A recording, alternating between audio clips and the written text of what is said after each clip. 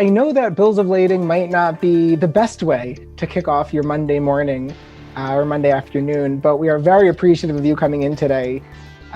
Bills of lading are an interesting topic, and it took us a long time. This is episode 15 of our Future of Freight series, and it took us a long time to get here. Right? We've stayed away from things like documentation for quite some time. We've touched on RPA and some other technology that are kind of in the same general space.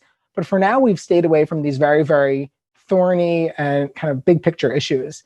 And I've been trying to think about the best way to introduce it as a topic. I know that bills of lading are something that every single person looks at whenever they approach shipping and they say, this is so backwards, this needs to change. I figured who better to actually have on talking about bills of lading than Andre Simha, who is the Global Chief Digital and Information Officer at MSC, and also very intimately familiar with this through his work at DCSA. So Andre, welcome to Future of Freight, and thank you so much for joining us. Ethan, thank you. Thanks a lot for having me. I hope it's not too difficult after lunch to listen to us for a few minutes. No. Actually, and I'm not worried about that at all. You know, I know that sometimes the harder things or the more important things take longer to change. And I'm really happy that you could take the time today to join us. Obviously MSC needs zero introduction to this crew operating over 570 vessels, over 100,000 employees around the world. And Andre, you've played a key role in the company's digital transformation and innovation for some time now, right? How long have you been with MSC for? Well, I'm actually part of the furniture. And we've changed the furniture a couple of times. I've been with MSC for about 34 years. Amazing. So, I mean, a front row seat and transformation and innovation within the organization must have gone through some pretty substantial changes over the past couple of years, I imagine.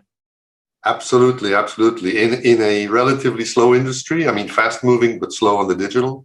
But yes, we're all catching up. And I think this is exciting times.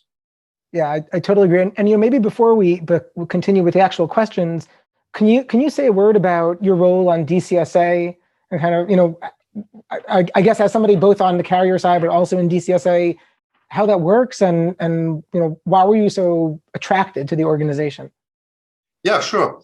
Well, this happened about nearly 3 years ago when we first got together with one of the other major carriers and. They said to me, what do you think? It's maybe about time we try to define some standards for the industry. And I said, look, we've been battling with this for years. So of course we're in. We contacted a couple of other carriers. And I think, 2 years ago, actually in April, we finally managed to create DCSA with all the regulatory things being put in place. And the idea was really to bring the carriers together through the CIOs, so more through a technical eye than obviously not a commercial eye, and to say, what are the things that we could fix and we could help the industry to adopt in terms of standards that would really help everybody, both from the carrier side, but of course from the customer and all the third parties that we all deal with. And we did that, and a couple of, probably 6 months later, a couple of more carriers joined, and we are now 9 carriers involved, and they asked me to be the chairman, and I accepted because I'm passionate about this, and that's where we are. Awesome, and I think it's really interesting, maybe this is something we can touch on a little bit later on, about kind of whether it needs to be carriers that are driving this change, or who exactly should be pushing the change, who should be requesting it, who should be the people that are dragging it forward or pushing it forward, and we'll definitely get into that. So first, just a word about Freightos in general and why this is something we care about. Obviously, this is something I care about personally over the past 7, 8 years or so, being involved on the freight technology side. I've been very curious about this, but in general, Freightos runs web cargo, which connects carriers and forwarders, and also Freightos.com, which connects forwarders and importers. And a very thorny issue that we always come across is documentation, so important to global freight, so difficult to digitize, not just from a technology perspective, but from a cultural perspective as well. And I'm sure that's something that we'll touch on as well. So right before we jump in, one last final word for all the participants or attendees. This is a lot more fun. Andre and I could probably talk about this for a couple of hours. This is a lot more fun when we can talk about it with you. And, we can't all be in the same room talking right now, but at the very least, everyone here has a stage. So if you have a particular question that comes up during the course of the conversation, please feel free to drop it in the Q&A section. And if I like it, we'll answer it. But let's jump right in. This graphic, this very sophisticated graphic that I wanted to start off with, is that bills of lading to some extent have become the punching bag of, I think, just about everybody. So some good data from DCSA about the actual costs involved around bills of lading and the toll that it exacts. But more so, if you listen to even technology podcasts about people talking about freight, they'll always start by talking about how antiquated freight is, how faxes and emails. To be honest, I don't think I've seen a fax recently. So I think as an industry, we're doing a much better job. But bills of lading is something that always comes up. And before we talk about solving it, Andre, you're trying to solve this, which means there's a real problem here. Can you articulate what the real fundamental issues are with bills of lading today? Sure, Ethan. Well, as one of my colleagues said to me the other day, and I found that quite amusing. She said, today it's more like the bill of looping. And I said, why looping? And then I thought about it. And, I think we'd all be amazed to, figure out how many kilometers or miles these documents travel around the world. And, the number of stakeholders that manipulate them, going from the hands of the carriers to shippers, through banks, insurance companies, customs authorities, and other regulators. So, if you put this at the scale of the shipping industry, not only the container shipping industry, it's really mind blowing. There's, I believe, there's roughly 11 billion tons of cargo moving around the world from one continent to the other annually, and moving this huge amount of cargo requires a lot of documentation and paperwork. And of course, the bill of lading is still the most important document in this international trade situation. So, 2021, I remember talking to one of the initial digital bill of lading companies probably 25 years ago. And, in 2021, we're still doing paper. So, I think if we look at the releasing, the printing, transmitting, signing, mailing, the cost is huge, and the manpower that we engage in these transactions are really ridiculous to a certain extent. Where people could focus on something else. So, plus, the traditional bill of lading, which is a piece of paper, can be lost, it can be forged, and this happens, and then it means you need to print it again, send it again. And so it's really inefficient and unsustainable. If I look at, you might question me later on, but if I look at when the pandemic started in last year, about a year ago, paper was stuck, and the goods had arrived, and the paper wasn't there. So I think we really need this change, and we need to do it collectively. I think this is very, very important. And at MSC, this is my marketing minute. We've started to offer the MSC bill of lading to some customers as an opportunity and a big step forward to simplify their processes and bring efficiency, speed, security, and sustainability. And I think that is really the way we need to go. And I think there's something intuitively obvious about, of course, we need to step away from paper. We need to move towards digital. You listed a couple of different problems there. Just off the top of my head, you talked a little bit about efficiency, a little bit about the sustainability aspect of it, a little bit about the security aspect. What is the real driver for change? Like, is it, we've kind of adapted around using paper, and right now it works, right? There's still millions of shipments going underway very successfully with bills of lading not being the point of error. Why is this such an important issue? When you look at all the different problems or obstacles that ocean freight is facing, why is it about bills of lading specifically? Well, the bill of lading is one of the key documents, if you wish, but you have to look at the bigger picture. You have a huge amount of certificates that are circulating apart from the bill of lading. You have a lot of documents which, customs uses to clear, well, of course, for the risk management and to clear cargo. So, we had to start somewhere. And when we looked at the documentation processes, we said, well, the bill of lading is the place to start. And we knew this as a carrier, and many other carriers knew this as well. And I think we took the opportunity of DCSA to launch a project and to say, how can we, first of all, standardize the information we put there? That's not too difficult. And then how can we, help vendors build solutions that'll cover not only the bill of lading, but then, using these future platforms or ecosystems, we can probably put in any of the other documents, provided that, all the different parties that I mentioned play the game. Mm-hmm. So this is, that's actually really interesting. So bills of lading, one of the reasons it was selected as something to start digitizing is that it's so ubiquitous. Everybody needs it, but this is just the beginning, right? That's perfect. So this is your Amazon book moment, and eventually we'll work our way out to everything else.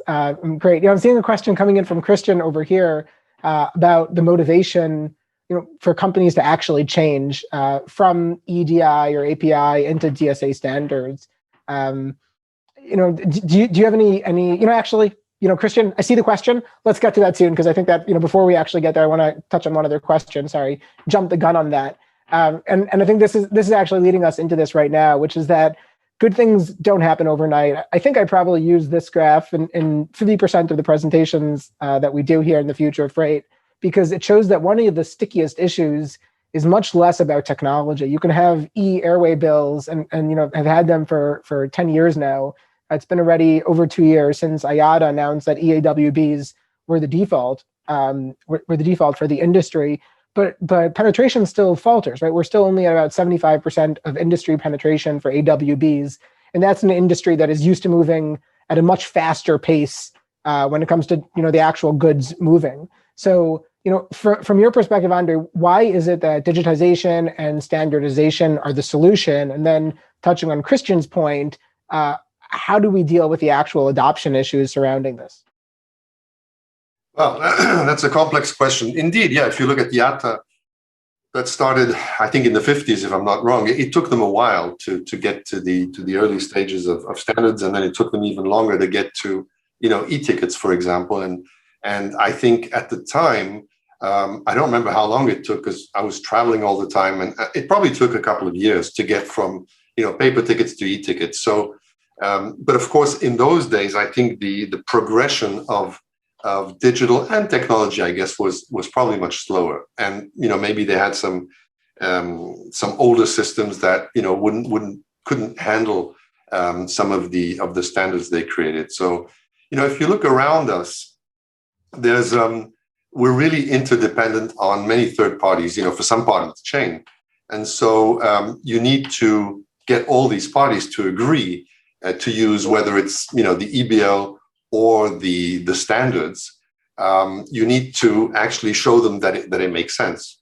So, what we did in this particular case, we invested in a solution. We're offering the bill of lading as a pilot, and we're launching something in the next couple of weeks. And we did demos to our customers. We showed them, the advantages. We showed them also the cost savings they could make and the time saving they could make. And we try to do that with ports, with banks, for probably about 2 years now. And we did about 10,000 e-bills, and the number is growing with, I think, 150, 200 customers. So, the only way to make this work is to demonstrate to everybody that it makes a lot of sense, and that it's not a question of, complex technologies, but this can be achieved very, very easily. Now, from a tech standpoint, of course, there's a lot of solutions out there, and I think that's a good thing, because multiple solutions create, healthy competition, and that enhances creativity. So in the end, customers need to have a choice, and I'm fine with that. But what's important is that, whatever is developed has some form of interoperability with other solutions. And that way, people can really have a choice. And for that, you need standards. And I think the demonstrating to all these parties that it makes sense to use standards, not only standard solutions, but standards to govern the documents, for example, is something very important. So, I encourage anyone in the industry to learn more about standards and see how they can implement those and, make some savings, or at least improve the supply chain, get rid of some pain points and bottlenecks. And I think, once we achieve that, then we can really consider it a milestone in terms of adoption. So to double click on one of the things that you mentioned, and kind of beginning with the IATA component of at least initially, one of the roadblocks was technology, right? So standardization is just the way that you're communicating, but of course you need to have the internal tech stack to send out the signals or receive the signals. When you're building out MSC's technology stack now, or 5 years from now, how flexible does it actually need to be? Like, do you anticipate a lot more changes coming in for API interconnectivity with different organizations? Or are you building things more around hey, we need to create an API for e-bookings, for e-bills of lading, so let's do that. Like, how flexible are you building it? Because flexibility also comes at a cost where it ends up kind of being less of a focused solution. How do you navigate that? Well, I think it's a very individual. I'll give you my response. I think there's a couple of things. First of all, building APIs, not something very simple initially. You need the right skills. It's not something that we do in this industry. So that's been a process. And I think that building an API for bookings, for example, or for shipping instructions, or for schedules, if you don't have a standard, then I'm not going to build an API, because that means that whatever we do is going to be useful maybe for some customers with MSC, but it's not going to be useful for the majority of customers. So I think that we can build, but we need to build on top of something which has been standardized. So, some of the same people that are doing APIs are also working with DCSA as SMEs. And I think that's where we really get we get everybody together and come up with something that makes sense. Technology is not really an issue because, we've been doing, SOAP and web services for years. So APIs is just sort of the new name, if you wish. And I think that a lot of techies are very keen, to look at that. Yeah, I agree. I mean, I think that for in so many cases, it's really much more about the people that need to use them than that being a little bit of the difficulty when it comes to building the actual APIs. But before we move away from the importance of standardization, you mentioned some very, very key advantages, or important advantages for standardization. Do you believe that all external facing carrier communication eventually will become kind of rolled into specific standards? Like, for example, right now you're looking at documentation, but do you believe that one day booking will be one ubiquitous standard? Track and trace, of course, DSA has been moving forward very, very well, but all communication, do you anticipate that there will be one umbrella kind of standard for all external facing carrier interactions?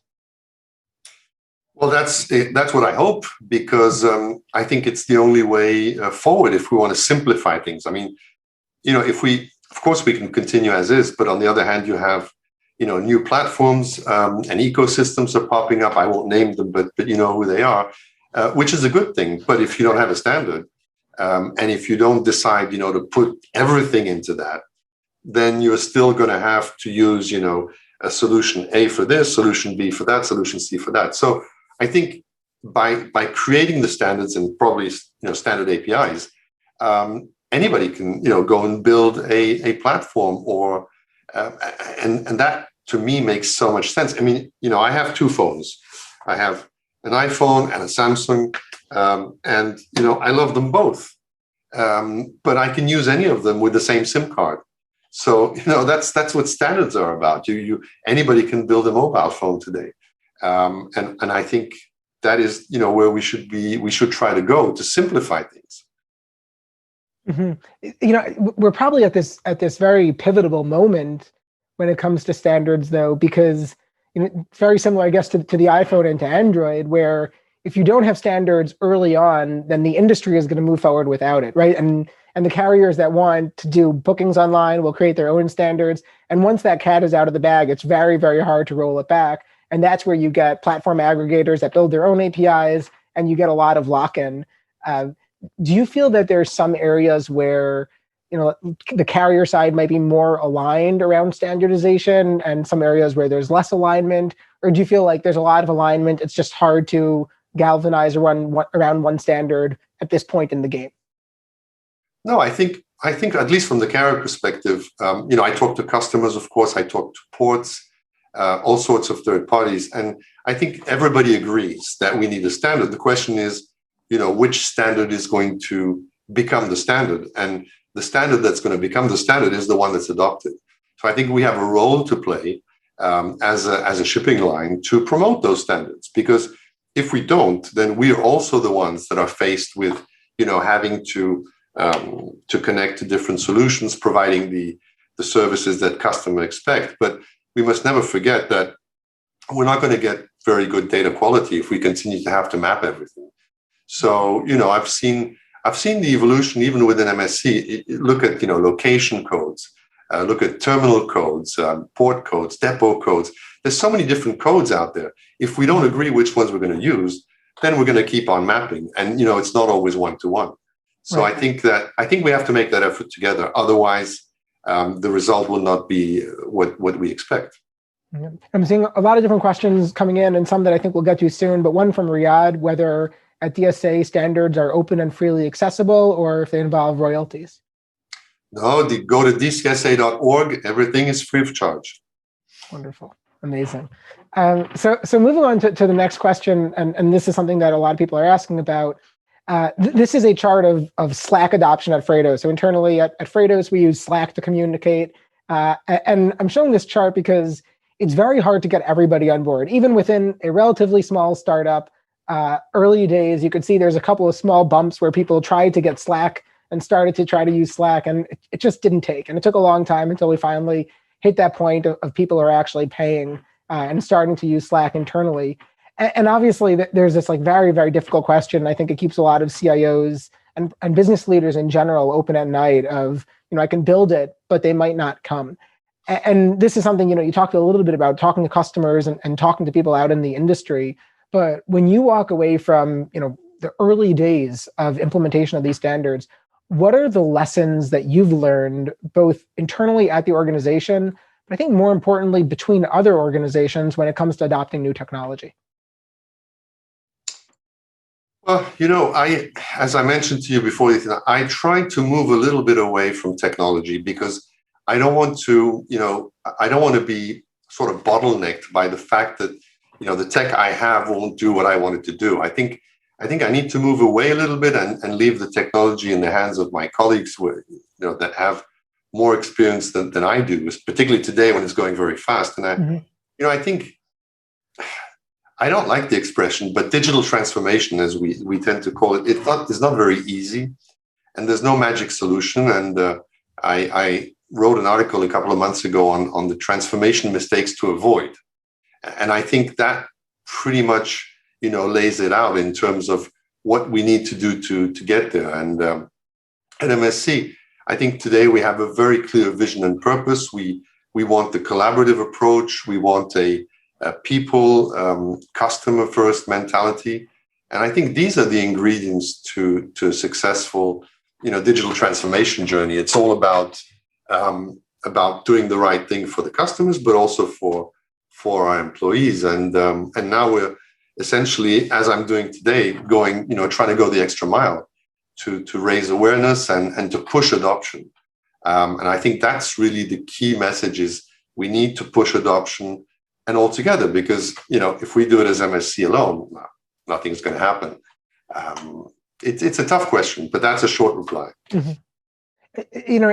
It's so difficult, in part because there's so many different people, right? This is the number that people always throw around, the number of how many humans are involved in each shipment.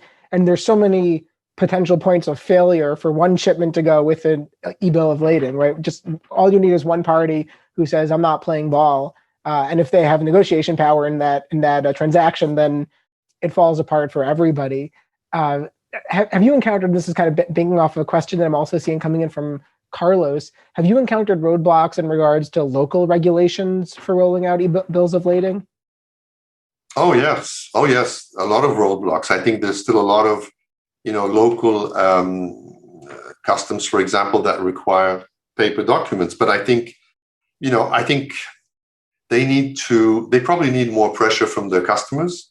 It's not always easy when it's a government entity, but yes, there are roadblocks.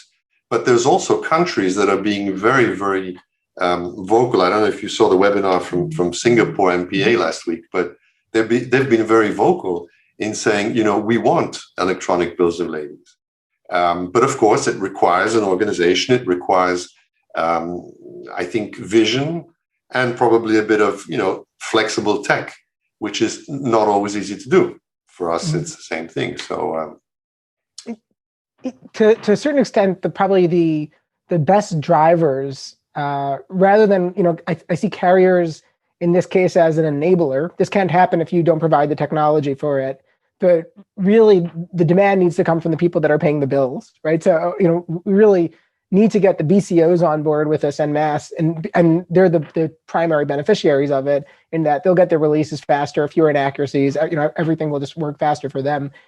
Do you feel like, from a carrier perspective, your biggest battle or the biggest evangelism kind of target that you need to focus on is on the forwarder side or the regulatory side or the BCOs? Is there a particular area that you feel like is more important? Well, I think it's both. And, BCOs, yes, of course, freight forwarders as well. I think they both these categories have an interest. It depends on, how they're shipping the goods and what kind of contracts they have with their customers. But definitely, I think, like I said, we need to do it together. Very often on the carrier side, I shouldn't say this, but very often we're pushed by the customer to provide something new, or to provide it in a different way. And we do that because we have that focus on the customer. So I think probably at an industry level, maybe there needs to be a bit more focus on carriers as a customer. But of course, banks, for example, some of them were very, very interested last year with the pandemic, and others said, well, no, we're going to develop our own solution because, there's a business model behind that. Mm-hmm. So I think that we can, if carriers and customers push, I'm sure we can slowly by demonstrating, not by putting pressure, unnecessary pressure, but demonstrating the value to everyone. And it's, well, for me, it's an easy sell. But again, mm-hmm. I'm not in that side of the business. I'm seeing an interesting kind of tech question come up from Mieke, I'm not sure how to pronounce it, I'm sorry. But if all carriers adopt DCSA standards, and I think this is specifically around track and trace, what is your view on the value of container tracking platforms that are run by third parties? Do you feel like those will still exist or will kind of get, abstracted out? Like, how do you feel like this standardization will impact third-party platforms?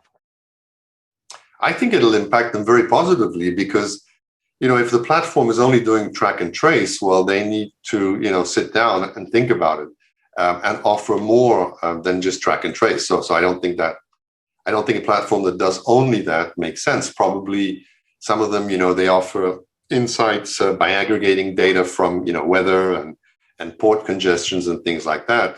But I think this is a very, very good driver for these platforms but they need to come up with something more than just, basic tracking and vessel movements. And that's probably where, they can use some different technology. They can build user interfaces that are really sexy and that allow customers that are working with multiple carriers to really have a view on all their shipments. For example, I think, TradeLens is an example. Of course, you do some of that in Freightos, which is great. But, people need to reinvent themselves the same way we're doing. I can tell you it hasn't been easy in our business to convince the organization. So I think, vendors that are developing solutions need to do the same. They need to think. I think, yeah, and that reminds me of an answer when we were talking to the former chief digital officer at Maersk, and we were talking about this obvious conflict that's going on or potential conflict between carriers and forwarders. And he said that forwarders can do very, very well. In just some cases, they need to reassess where their value add is and double down on there. And I think that that's something that every single player in the industry, BCO, carrier, forwarder, it really doesn't matter where you are. There's more pressure than ever to deliver value.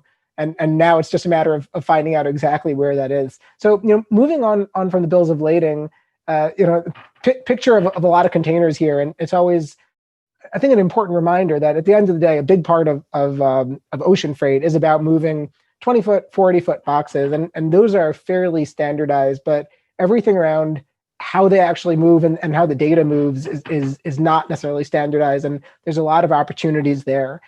With that in mind, and the progress that you're seeing and the potential you're seeing for bills of lading, where do you see ocean freight moving over the next 10 years? Where is there a place for innovative technologies, and how do you see that playing out? So let me get my crystal ball here. Well, this is a plastic. Look, the first thing I can tell you is that, in my 33 or 34 years in this industry, it's really the fastest progression that we've seen. In terms of digitalization. And I think the pandemic also put that a little more at the front of everybody's agenda, and people started to realize that due to the pandemic, things that were usually considered as normal, like sending bills of ladings around the world, couldn't happen. So what do? And so I think that has accelerated even more the digitalization because companies have realized at the top, have decided to, increase budgets and put more focus onto that.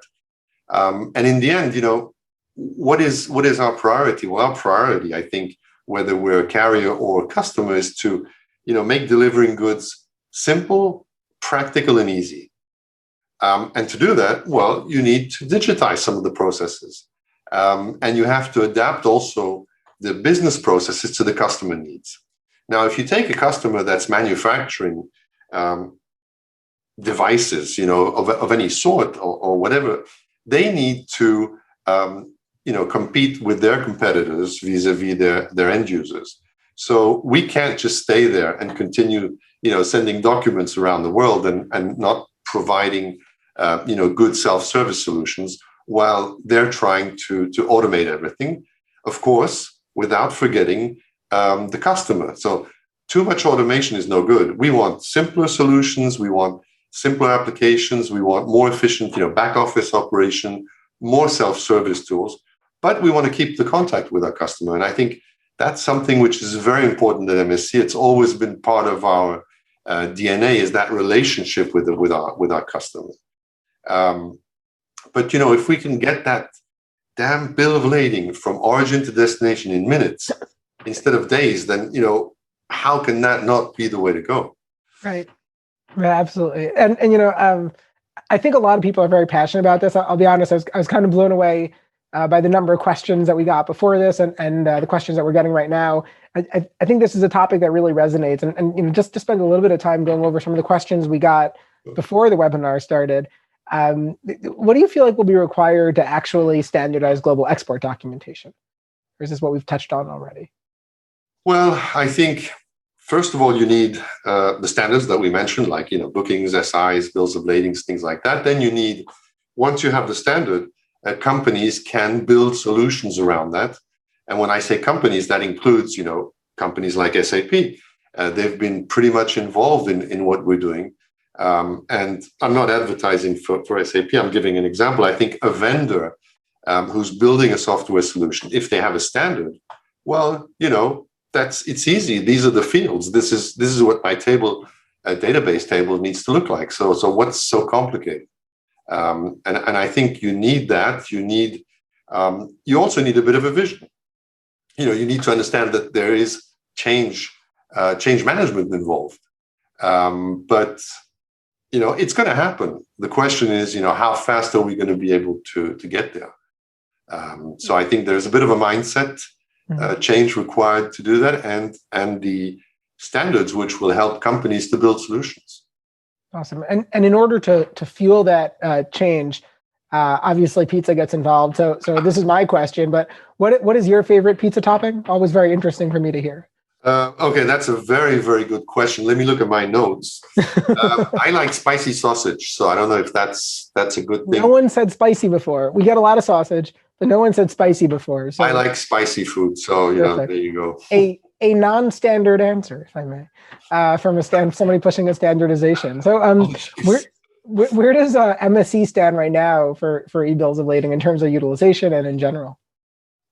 Well, good question. As I said, we did about 10,000 EBLs as pilots, and in the next, let's say in the next 2-3 weeks, we're going to be launching the MSC bill of lading solution, which will of course comply with DCSA standards, logically, and then we'll see what happens. I think that there's been a lot of interest for these solutions in general, but I also think some companies are thinking, well, which one do I pick? And so my answer is, well, you can pick this one, but we understand there has to eventually be interoperability with the other solutions. And I think, some of the vendors I talk to are very open to that because they see the potential. Mm-hmm.